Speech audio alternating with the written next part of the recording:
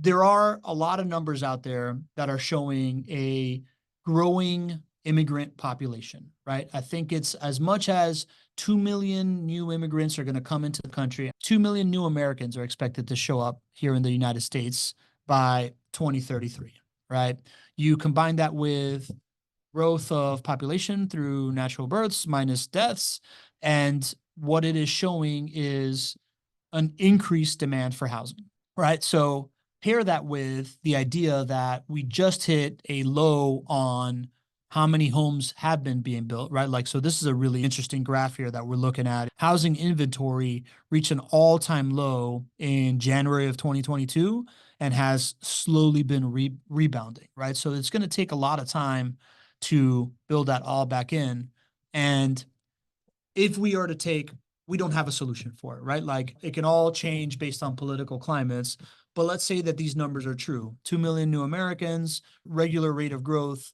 What do you read into these? I mean, people are calling it an immigration crisis, but as far as the perspective of a real estate investor, what are you hearing? I just hear that we have a lot of demand for housing coming, no matter what happens with immigration or not. I think people sometimes forget that, there's new net births in the country and new family formations that help to drive housing demand.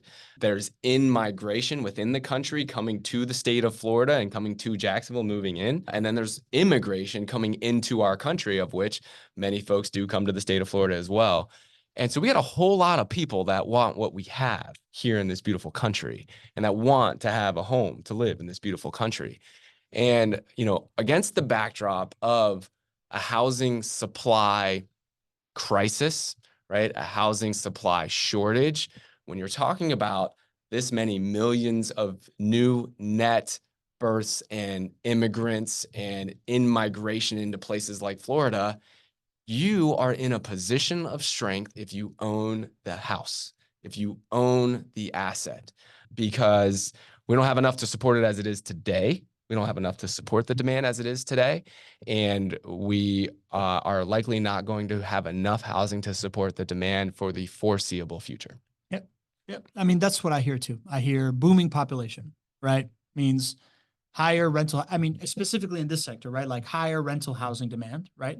Is it going to be in workforce housing? Is it going to be in low income housing? To me, doesn't really make a difference, because if all the low income housing gets taken, then all the workforce housing, like will continue to be in demand, right? So like within this range of population will need to happen. And at the end of the day, people still need places to live with their children and their spouse and maybe their abuela, to go to school, to go to work, to have shelter over their head.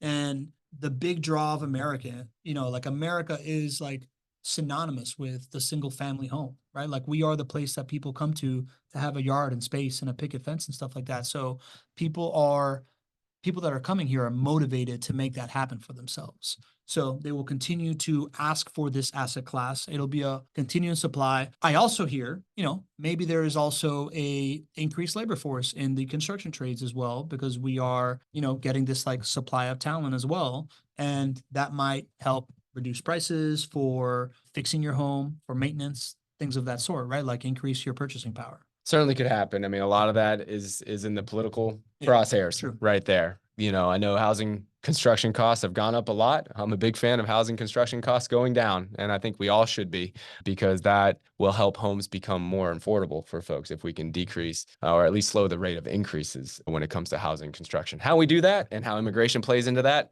we'll leave that up to the leaders of our country to figure that out.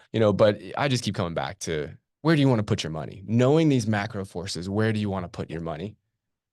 Owning the asset. That's where I want to put my money.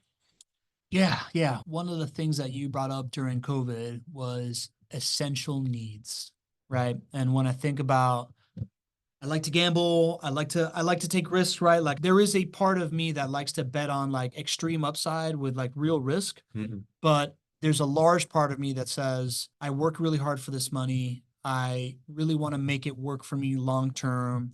And I need to have a certain percentage of what I'm putting away be in a very, very safe place.